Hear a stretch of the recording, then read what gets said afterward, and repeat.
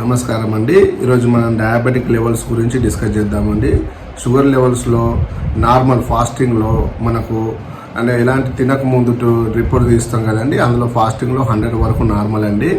అలాగే 126 వరకు ఉన్నట్లయితే మనం ఫ్రీ డయాబెటిక్ స్టేజ్ అంటామండి.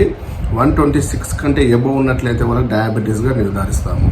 అలాగే మనం పోస్ట్ ప్రాండియల్ భోజనం తర్వాత టెస్ట్ చేయించినట్లయితే వాళ్ళకు 120 నుంచి 140 వరకు నార్మల్ అండి.